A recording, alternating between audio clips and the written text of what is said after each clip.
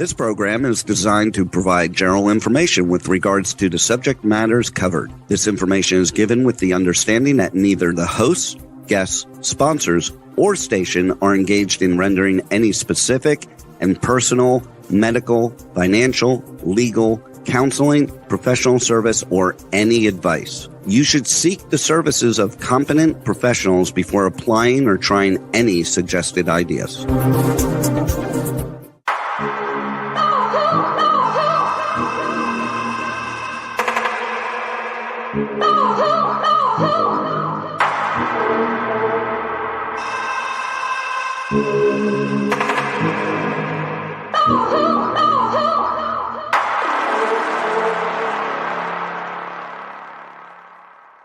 Good morning, True Seekers and True Crime Junkies. Welcome back to another episode of Hit the Road Jack, Finding the Zodiac. I'm going to go ahead and introduce everybody to the show at this point. I'd like to welcome Terry Battcher. Hiya, kids. Hiya. Good morning.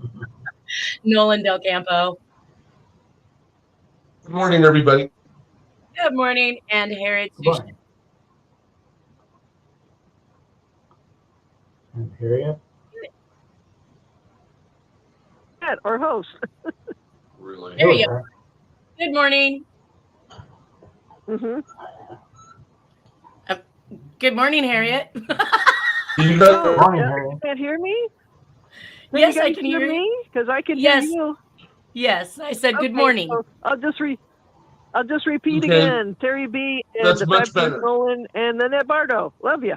All right, Hello. so we're just Same going to here. hop right back into the presentation at this point because I am really desperately wanting to finish up this whole DB Cooper thing. I think I might be able to rush ourselves through a little bit of this week, but it may take next week to finalize it. I do have a few slides left in his realm. So we left off last week on the BD Cooper cutout letter that said, "Here you share money, you aren't fool." We discussed really quickly how fool is something that has been used notoriously in the Zodiac killer communications. It has even been solved in some of the cipher codes that were solved by Lauren Swearingham. So fool keeps coming up. We talked about the reference to BD being a connection to the Black Dahlia and how the Zodiac always connected one communication to the next by some linguistics or some language that would allow us to look back, see the other communications, and recognize that those inferences were in there as well. So I just want to move forward to Harriette's solve on this particular letter, which was the BD Cooper, December 6, 1971. I don't know if you have that solve in front of you, Harriette, but it was a short one. I could read it for you and you could tell us what it means. Oh, go for it because I know I have it somewhere. But anyways, go for it first, and then I'll find it. It says you record duo of Dr. Hodel and a Ray, Elizabeth Short. Yeah. That's Man What does Ray, that mean? the artist. He was friends with Yeah, Dr. Odell. he's referring to Man Ray. Yes. I know it. I know Oh. it refers to Man Ray, but the solve just says a Ray. Well, I was missing the M and an N, so I'm realizing when I'm looking at what I have, I could go back a little bit more and find the M and the N because I'm knowing more about these communications a couple of years later. But and I found out that there was the dollar signs, I believe. Anyways, and I knew from the 38th one that I did for Dagnan that the dollar sign was D is for dollar, so I was able to fill in, just enough to where it's saying, here you refer, and the D that I used, I came from one of the dollar signs. Anyways, it's just that he's saying he's blackmailing him with the approval of Nixon. Remember what you did a few years ago when I was just a guy who was up and coming, in the Capitol Hill and, in the 1940s. So they're blackmailing Bill Hilliard to be involved and pay his debt in a weird way to pay his debt back to society for what they were involved with 20 years earlier, or something like that. So yeah, you record the duo of Dr. Hodel, Man Ray, Elizabeth, and Short, the operation. So yeah, so he's reminding him what he was involved with. Gotcha. So then in your thoughts, then the communications that were being written in the Black Dahlia case were in fact Jack writing them, but that Jack had not been the one responsible for bisecting or cutting up Black Dahlia. Yeah, he did. He for some reason, and I think it's because they were Catholic. Elizabeth Short, I found out, was Catholic. Well, Wilkerson was Catholic. It has something to do with, I think it has something to do with the Vatican. And then of course the Kennedys were Catholic. So he's veering off, but he's reminding them, hey, you recorded this and this is what you were involved in. Now it's some years later and you're going to work with us or else. And, you know, in a weird way, pay their debt back to society for things that happened that a lot of people did believe was disgusting and horrible, and people didn't really get arrested for it. So, well, and I know that I had some confusion when I was looking through the Black Dahlia communications. One of them, it had stated Black Dahlia Avenger, and I couldn't understand how he said he was an Avenger if he was the person who killed her. So he's writing these communications as if he's the person that did it. He's returning her belongings. So he clearly had access to the crime scene and her stuff. Mm-hmm. And yet he is calling himself an Avenger. An Avenger is usually avenging someone's death, not the person who's committed it. So that might make some more sense out of that particular communication. And again, I've said many times, there's a probability that Jack was just the info guy. He was just the person writing the communications in some cases. And that may very well be true with Elizabeth Short. Yeah, so he's avenging. He splits off underneath. I think he got training under Hodel because Hodel was older. And then it's now Jack is older and he's allegedly training people. You might see it. But anyway, so he became the Avenger during then because something went wrong. And he said, screw this. I don't like what I'm taking part of. And so are other people. It's very hard to understand you right now. It sounds like you're underwater. I don't know if you're not talking directly into your phone or what. I'm right here. No, I know you're here. I'm telling you that the sound is very muddled. Wow, how weird. Okay. Anyway, no, it's clear now. I'll try to talk slower. Okay, maybe that'll be it. Talk slower. Let's move on. You got the okay. So the next thing that I wanted to pull out was the cursive written B and D in one of the Black Dahlia communications. We did make a comparison of that letter D to a letter D found in the Donna Last Christmas card or greeting card to her sister, which was consistent. But as I posed them next to Jack's D's, I did not see much. I did not see a lot of similarities in the characteristics. However, we do know that the author is attempting to disguise his handwriting, and the letter B for me was not too far off. I did want to make a comment in regards to some of the writing in here as it pertains to graphology. So it says, the first look carefully at the letter D. Can you identify in what way it differs from the previous sample? In this case, we find that the loop is not crossing the stem, but flying above it. And we can actually see that that's what's happening in Jack's world here. His loop is actually above the stem. And again, he has that disconnect in many cases, which we were talking about before. But that high-flying loop above the stem indicates some degree of frivolity or flirtatiousness in the personality. We have the imagination in the upper zone coupled with the energetic movement towards the unknown. And then to kind of compound that is not only is the D bigger, much bigger than everything else, it's also exponentially wider than the rest of the letters in his actual writing. And they talk about this. Here we have the expanded imagination, which is emotionally associated with the past and it indicates an inflated ego. Expect to find someone who demands attention. There's no business like show business. Needless to say, such showmanship can be found in many fields besides show business, like sales and politics are good examples. They are bluffers too. After all, it's image, not accuracy, which is given priority. And I thought that was an interesting take on the inflated B's and D's that Jack actually executes in his own handwriting. So basically, he is a showboater. He's a boaster. He wants that attention. And that's what we see through these communications. Mm-hmm. I think that's why he was chosen to be the intel guy's communicator, just like you said, relaying information. And he's he's definitely MK Ultra, and he's working with Nixon. So you just said it all right there. I know, politics, everything, all the way down to that last little bit. Now, when they went on to say that when the capital letters are overly exaggerated and the middle zone is minimized, and that's what we kind of see going on here with Jack stuff. We see that, go back. We see that the D is overinflated, much bigger than the minimized ENNIS in Dennis there. So if the middle zone is minimized, it suggests conflict. German graphologist Popel sees this as evidence of stress. By escaping into a dream world, these writers can avoid dealing with unsatisfactory situations or relationships which occur in the real world.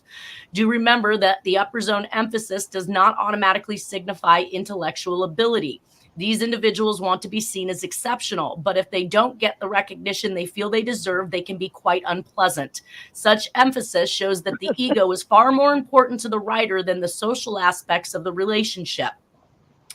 When the capitals are broad as well as high, we can add expansiveness and extroversion to the mix. These writers can be quite objectionable at times. Their need for interaction with others in order to use them as a backdrop for each individual performance, coupled with their desire for recognition, can produce arrogance and lack of consideration. More times than not, however, what we have in reality is a false front, a sham, facade, which usually collapses when ego needs are not met to the writer's satisfaction. I got goosebumps over reading that because that just literally screams Zodiac. Yeah, if you're not paying attention to me, I'm trying to tell you something. I'm going to do something really bad, or if they get it wrong. Yeah. If they get it wrong and they blame someone else or they arrest somebody else, we see the Zodiac's ego go inflated. And actually, DB Cooper, the same thing. He got the wrong person. You don't even have the composite right. So when they do it wrong and his ego isn't met by the satisfaction of getting that recognition, he has to strike out and say something to somebody. Yeah, especially back to Nixon. Hey, Nixon, you screwed up. I mean, there's things I've seen.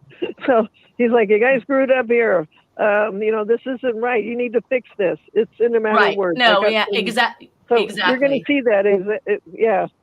It continues to happen, and he did it in Zodiac, and it's being done in DB Cooper. Again, this is just another one of those traits where how many serial killers or criminals are consistently writing multiple letters, and that you're giving yourself more opportunity to get caught, in my mind. If you're sending and mailing letters and doing things of that nature, you're definitely putting yourself out there in a way you're taking a risk for maybe going down for that actual crime. And it doesn't make any sense to me, but we have it happening in two different crime sprees here.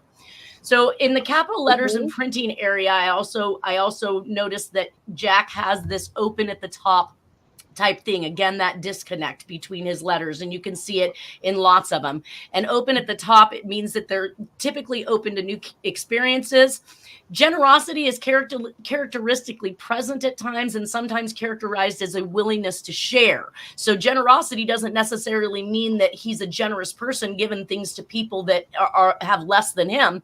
It literally means that they have a willingness to share. And I think that that's what we're seeing in Zodiac and in DB Cooper, Black Dahlia, all of these actually. Any crime where the suspect is happy to write about it, he's willing to share. And when I think about things that are open at the top, it brings in the A's and O's in graphology and the talkativeness that is associated with those characteristics.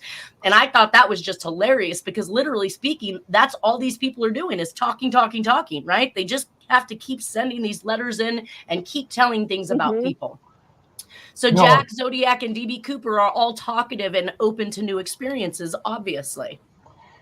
One other thing, the side to all this is that essentially what they're doing is gaslighting the public, which is there's a lot of going on these days, and in a lot of cases going on these days where the public feels helpless and that they're being gaslighted. They're saying that about the Boulder Police Department gaslighting that. I could go on and on about the subject. So what he's doing is he's flaunting his immunity from prosecution. Right. He knows he's untouchable. He knows that he's going to get a pass.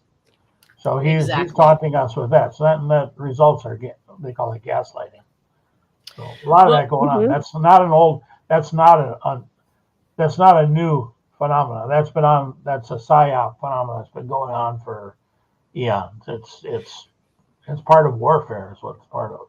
Right. Well, another interesting part, because we've also seen these disconnects in the communications in the words FBI, in many of the letters, like in the Reno, Nevada, you find that there are these disconnects that we've been talking about that I just showed you in Jack's handwriting. This is something that everyone in these communications have in common. And it says, when the letter is made in two distinct and separate movements, referred to as split or fractionated letters, we are dealing with someone who is likely to have problems relating to people. Spontaneous interaction is usually difficult. And that goes back to everything is purely planned, right, Terry B? Like he has to plan everything. Absolutely. So spontaneousness, exactly, is not something that we would expect to see in the works. This writer is consciously or unconsciously signaling his or her disengagement with what is happening to him or her on an emotional level. That takes me back to MK Ultra. She doesn't understand self, which makes it more difficult for him, her to understand others. Adjustment is usually quite difficult for these individuals, and you will usually find other indications of disengagement in the script, i.e. printed or detached letters, reclined slant, etc. And we see a lot of that in these communications. Also, depending on the energy level, there could be some of the characteristics here that we saw in the earlier B formation, where the strokes begin and end to the left of the letter. Now, I didn't necessarily see that. They do begin at the left of the letter, so he's bringing the past back into the future, but typically he is ending on the right-hand side of the actual stem. Let's see. At the risk of sounding repetitive, do remember that this splitting needs to occur frequently to infer this kind of reaction. And we can see that it is absolutely in his T's and his P's and his R's and his D's. This splitting of words and the two-stroke or the fractionated letters are throughout Jack's handwriting and throughout Zodiac's as well. And D.B. Cooper's, if we look at some of those. All right, that brings us to our next letter. This is the composite is not correct, but this is the typewritten version, not the one from Vancouver. This one was sent on December 7th of 1971, it's stamped December 7th, 1971 by the FBI. But that tells me that he's also sending out multiple communications at the same time, which is something that the Zodiac did, sending out 2 and 3 to different locations, or even Sherry Jo Bates sending out 2 and 3 at a time. So this letter says, sirs, I knew from the start that I wouldn't be caught. I didn't rob Northwest Orient because I thought it would be a romantic, heroic, or any of those other euphemisms that seem to attach themselves to situations of high risk. I'm no modern day Robin Hood. Unfortunately, do have only 14 months to live. My life has been one of hate, turmoil, hunger, and more hate. This seems to be the fastest and most profitable way to gain a few fast grains of peace of mind. I don't blame people for hating me for what I've done, nor do I blame anybody for wanting me to be caught and punished, though this can never happen. Here are some, not all, of the things working against the authorities. I'm not a boasting man. Okay. I left no fingerprints. I wore a toupee. I wore putty makeup. They could add or subtract from the composite 100 times and not come up with an accurate description, and we both know it. I've come and gone on several airline flights already and am not holed up in some obscure backwoods town. Neither am I a psychopathic killer. As a matter of fact, I've never even received a speeding ticket. Thank you for your attention, D.B. Cooper. Now, he CCs this, evidently, to Washington Post, New York Times, Seattle Times, and Los Angeles Times. So this went out 4 times on carbon copy. Carbon copy is something we saw happen in Sherry Jo Bates. And he literally used carbon paper and a teletype paper that is used for passing information back and forth between news entities, law enforcement, government. What's that? I said UPI. Yeah, UPI and API. They definitely use these. Yeah, newspapers. The White House. Okay, yeah. So some of the things that I wanted. The what? The handwritten letter, is that a Zodiac communication? Yes. So I have 3 down here. I have Okay. 2 Zodiac communications, and I have the Winovich letter, which doesn't come until I think 2001. But I have put it in throughout this presentation because it actually relays back and relates to other communications. So in this particular case, what I was wanting to bring out is the word "sirs" that we found in the parachuter membership request by D.B. Cooper, and then cross-reference that to sirs in this typewritten letter. And then, of course, sir in the Winovich letter, sirs in the Badlands letter from the Zodiac. And then I brought up this other letter from the Zodiac because he starts to number them off too. I look like the description passed out only when I do my thing. The rest of the time, I look entirely different. I shall not tell you what my disguise consists of when I kill. And then number 2, as of yet, I have left no fingerprints behind me, contrary to what the police say. So here again, he's saying exactly what D.B. Cooper's saying is, I have a disguise and I've left no fingerprints. Another thing I thought was interesting in the was Paul Stein case. In the Paul Stein case, they found fingerprints. They just weren't the Zodiacs. Right. Well, the cab is. Though. Well, yes. Well, Jack did that later at a different point, I think, Right. when he heard that they had fingerprints. Dennis's Palm take prints. on that was that he damaged his fingerprints on purpose because they had made an announcement that there were fingerprints found in these cases. I think it was palm prints. They The found a palm print. palm print. Yep, palm print and fingerprints, and yeah, they were announcing that they had all of this. Some of the key features in this particular letter that I found interesting was it is a way to gain a few fast grains of peace of mind. A few fast grains would typically mean somebody who's on a ranch.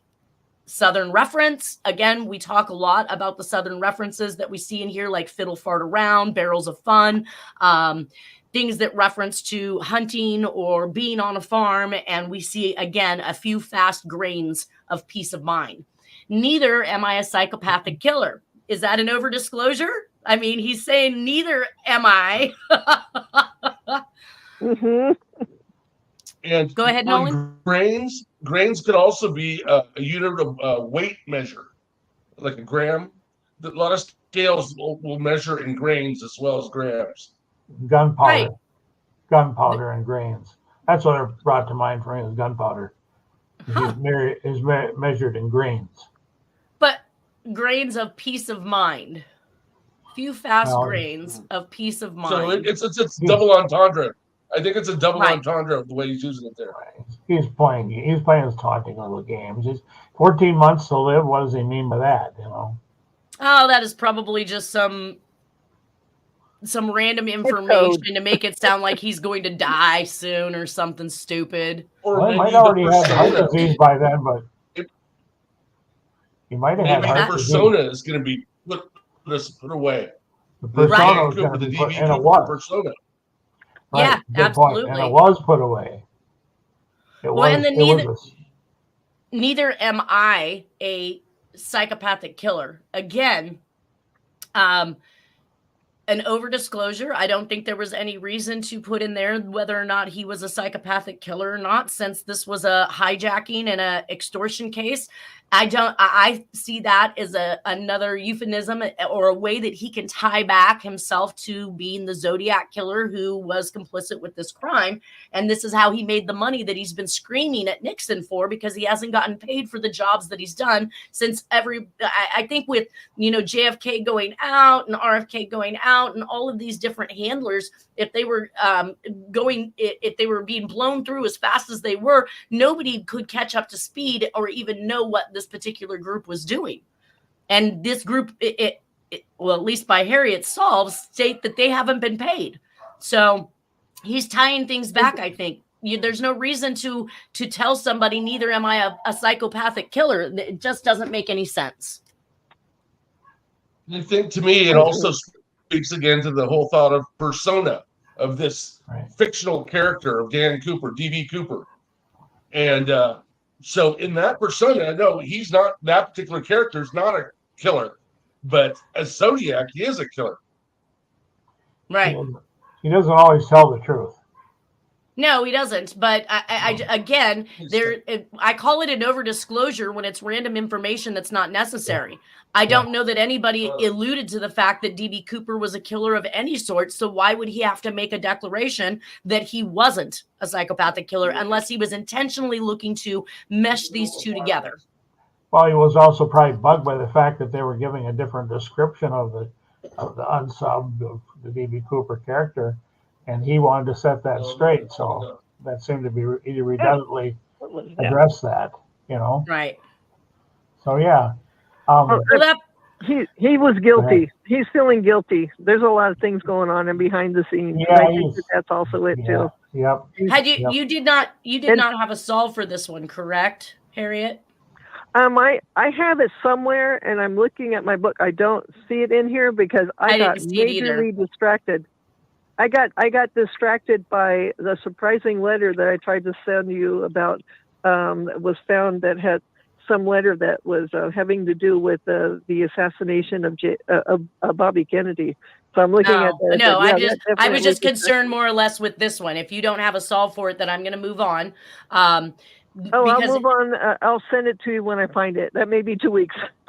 Gotcha. Not a problem. Now, and the next one is the amnesty letter. And of course, we've seen a lot of, I will turn myself in, money will be returned, or, all the way throughout these communications from Lipstick on, from Georgette Bowerdorf to Lipstick, Black Dahlia, Zodiac, Sherry Joe Bates, every single one of these nearly, he has indicated he will turn himself in, all the way through Oakland County child murderer. Like, you're going to hear this over and over again, which is why I keep repeating it.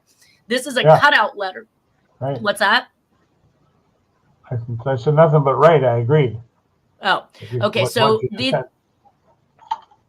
this is a cutout letter that says the perfect crime.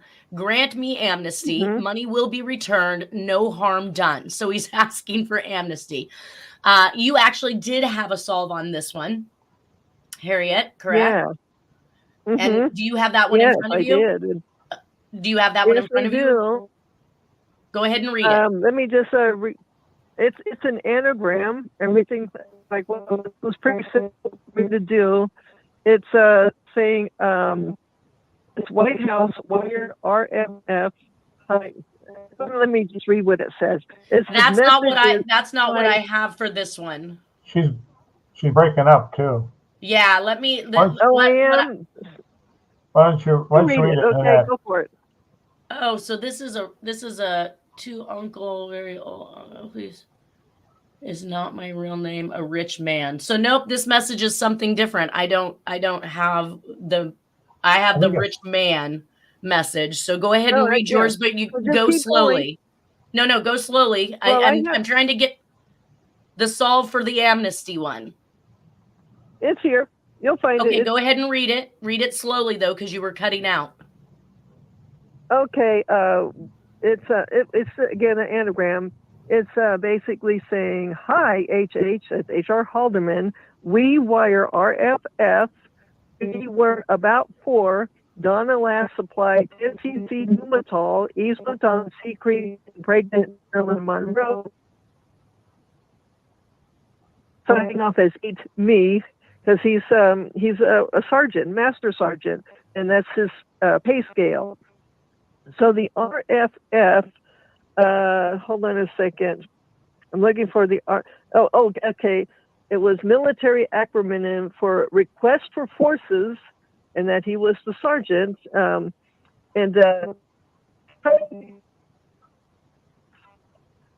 working on it's the end of DB Cooper. I'm cutting out again. Sorry. Yeah, we lost that last sentence. So after RFF. Yeah, it's RFS's request for forces. It's military acronym, and he was working under the operation under the Nixon administration. It's the end of the DB Cooper thing. He's trying to get messages to Nixon's H.R. Haldeman, and he forces about because he's saying that there were 4 involved, but he's making a request. Gotcha. And So it that's just what has this one something came to up do with who killed Donna Lass and why. Okay.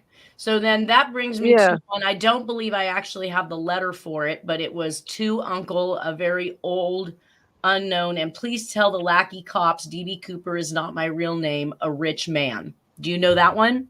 Mm-hmm. Do you have Yeah, the spell I have for that one? that one. real Yes, call. it ended up being stenographic code. So, and they're blackmailing. And it's, I'll just say what the stenographic code is. It's all the misspelled and odd things and, capitalized words. So I'll just go on to the solve. It's saying, Bill Hilliard, cooperate, top, L-E-E, you kill Noman Black Dahlia. That was her author name. Anyways, camera, lens, Man Ray, Hodel Pictures. So he's just trying to say cooperate to topple the emeritus Hoffa. You kill woman named or help her. Camera, Man Ray, Dr. George Hodel. Lots. And then he's saying Sam Giancana, woman Donna Lass killed Nevada. Why? So he's just they're trying to get them to cooperate and work with them. I find it And, interesting D.B. that these Cooper. messages keep getting pointed at Bill Hilliard, who at this particular point in time is the editor in the Portland Oregonian, and that this entire this entire crime was devised in such to be able to write these communications. Because again, that's what I found in the Zodiac. He wasn't writing because he killed people. He killed people so he could write and get the message out. And here we have this major crime that he's committed, and he's again getting these messages out and to the people who you seem to have decoded that has been involved in these operations and are also part of the news, part of the media, part of the newspapers, they're editors. He's constantly writing editors. So why would it be strange that Bill Hilliard keeps popping up as the editor to whom he's pointing these communications to? To me, it seems like it's not a coincidence. Well, plus George Hodel was. Well, I just wanted to say real quick, Bill Hilliard was working for the Oregonian, becoming at a time. You're cutting out, Harriet. You're cutting out. Oh, yes. Okay. I just said he was working for the Oregonian. We got that, but you're cutting out, and we can't. No, it's the mob. It has to do with the mob, the Get Well party where nobody got to eat. They broke the story, and he was the editor then in 1957. And Sam Giancana, all that. So he was helping to break up the mob then. So now they're getting him involved with this to, do a job. George Hodel was an actual suspect in the day. Right. Yes, he was. Desperate. They were desperate for suspects. Man Ray was the artwork that he had, and they were saying that his artwork looked like the cut up remains of Elizabeth Short, aka the Black Dahlia. Yeah. So there's some there's continuity. There's continuity here. Hodell's son is a detective, and he wrote a book basically alleging that his dad was the Black Dahlia murderer, and not just Elizabeth Short, but a few other women in LA too that had tiebacks to the lipstick murders in Chicago. Huh. He failed though on some of that because he was pointing out a picture of a person that he thought looked like one of the victims, and he didn't look at all like the victim. So I think his son filled in some stuff that he shouldn't have in his book. Nanette and I have discussed that before. Remember it's how he lost credibility. I think he pushed it a little further than he needed to. He did. He lost credibility. Yes. Yeah. But otherwise, and he said his dad was also suspect to be Zodiac too. Yeah, that's where he lost me. And he lost credibility there too. Yeah. So he's his dad would have been his dad would have been 71 years of age at the Zodiac murders. Yeah. No, he wasn't Zodiac. Yeah, with the cane. I feel strongly that he was involved in the LA murders, the Black Dahlia murders. I think the reason why he extended that is possibly involved. I don't believe these people keep secrets very well. I think that Hodel stepped as far as he did because there are so many document examiners who have made the identification that the lipstick killing, the Black Dahlia, and that the Zodiac writings all came from the same person.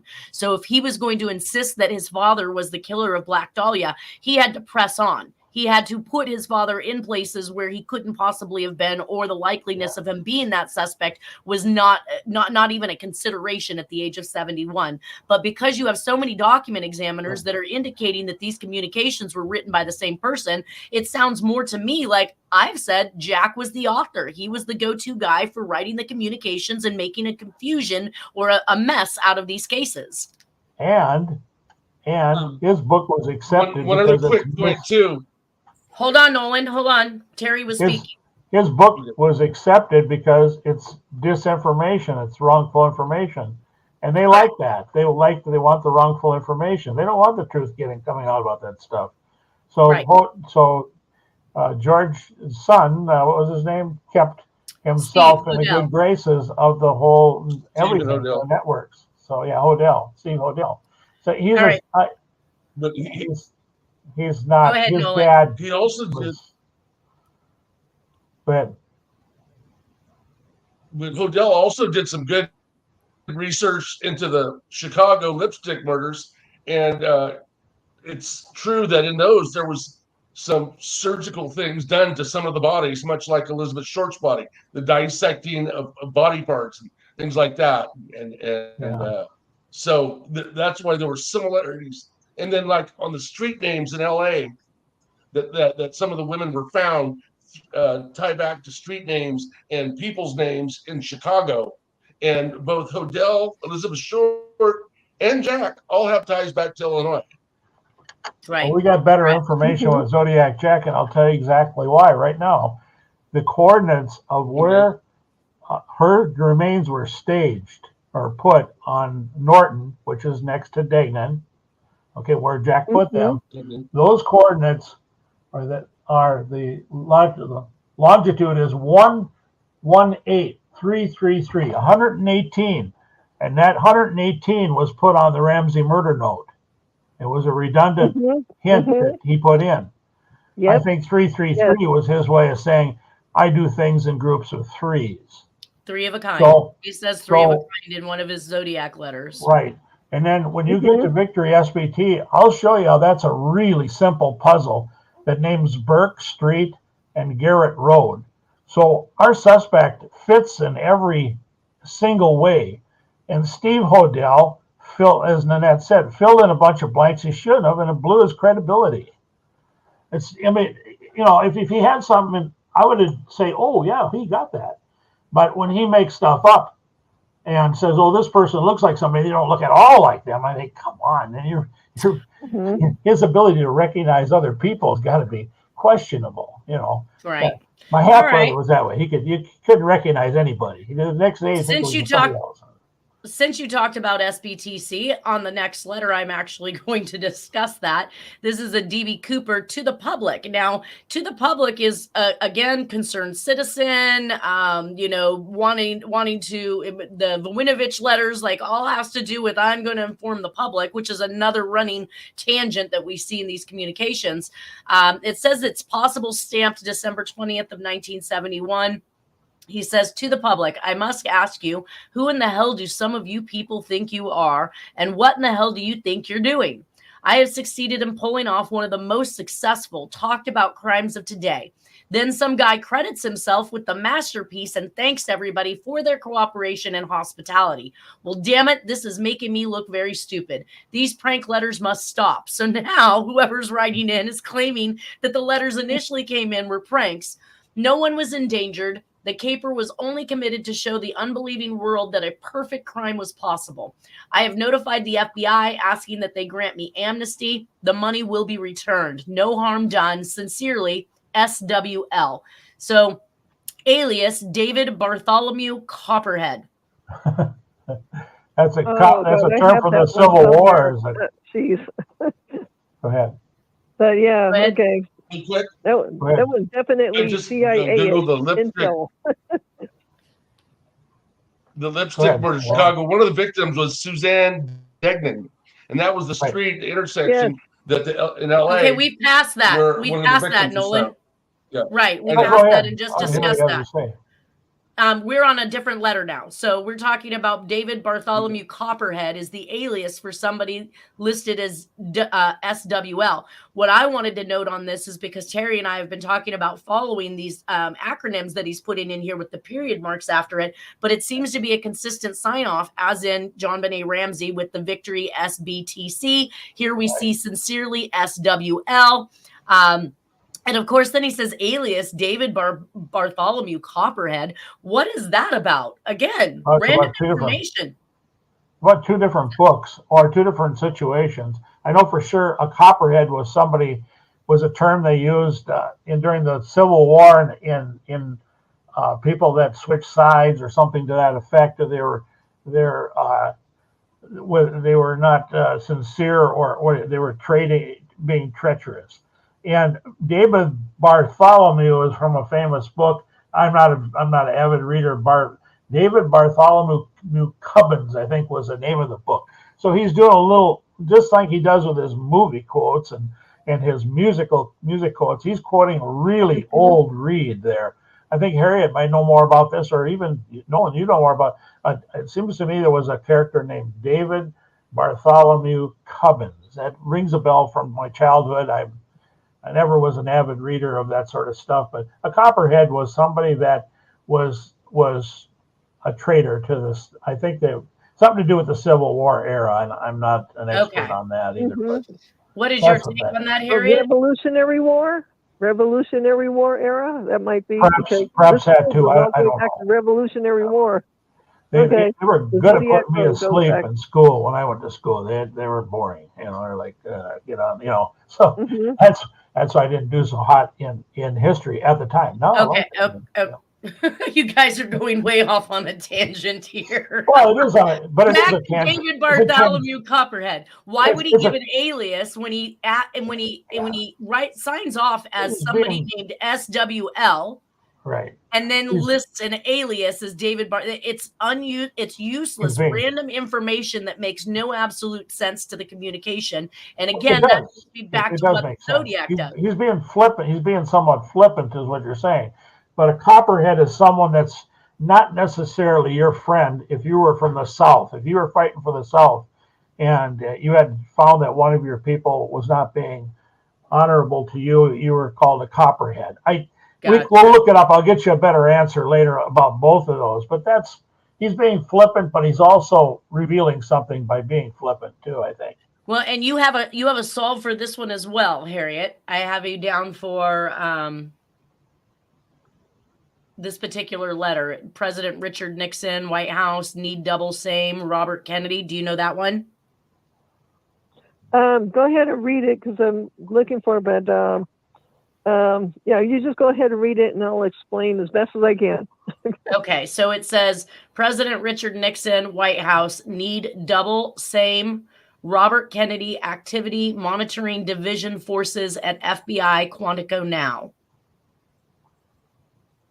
He's requesting help. They need more, just like the other one.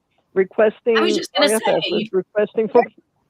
Yeah, so he's repeating the request, if I understand correctly. If he didn't get the other coded message, he needs to get this one. Gotcha. So he's asking for assistance, for help. In what, though? Getting a body double for Kennedy. Well, they're just trying to. The DB Cooper I found was an extension of the Get Hoffa Squad. So, and the Get Hoffa Squad is because they killed Bobby Kennedy, Martin Luther King. So they're requesting more forces, more help. If you didn't get the request for forces, the other code, maybe you'll get this one. We need more funding to finalize the job. I think that's what he was trying to say. Gotcha. So I show in here, so Activity Monitoring Division is a via technology, wiretapping, surveillance, and there is a division at Quantico for this. So when linking the two messages, it appears that since there were about 4, they are asking for double of that used for Robert Kennedy, Get Hoffa Squad, and those linked to Hoffa like Sam Giancana, and those linked to him too. Yeah, they're just requesting more funds, more sources, because in the end, they're going to get what became the enemy, Hoffa and Giancana. Well, we have another. A lot of our politicians. We have another solve for you from the plan for retirement. So it said plan ahead for retirement income, DB Cooper. You said it was 40 symbols, and I believe you used an anagram on that. Do you have that particular solve? I believe I do. I'm looking for it, but you can go ahead and start reading it because, again, this is my stuff, and I end up remembering exactly. Some of them were so simple. I just couldn't believe, just anagram, and there it is. Okay, so this one says John Dean, low flying area drone, Ulperd 3, photos contain Chief Executive Officer, Premier, Zhu Enlai, bedroom. LFA is military acronym for low flying area. Zhu Enlai was China Chief Executive Officer Premier, and John Dean was Nixon White House counsel. Right. Yeah. So he's saying that they got the pictures. They got at least 3 of these microfilm that are compromising pictures. Nixon and whoever's involved, which I know somewhere in Canada it's involved too, because they're using Canada, mail. And anyways, they're getting ready to move those pictures, and they're trying to end the Vietnam War also, because both sides, communist China and a lot of countries on our side, did not like what was happening, and they're going to blackmail Zhou Enlai and then bring them some pictures and say, help us stop the Vietnam War for your country and ours, or we're going to publish these dirty pictures. When did the Vietnam War end? He started ending it. Nixon started ending it around 1973, about a year after that wonderful meeting where he made history. A few months after this communication was sent. Gotcha. So, so there was more to go. It was a lot of reasons why he was trying to establish normalized relations with the closed up communist China that was supporting, oh my God, what was going on in Vietnam, all those horrible murders, deaths, so much going on. Right. So they were trying Let me to see end if we the can Vietnam get through War. this next communication, because you have another solve here for the Sky Marshals in Portland Airport. DB Cooper Confidential is some cutouts that are on here, and it shows December 10th of 1971.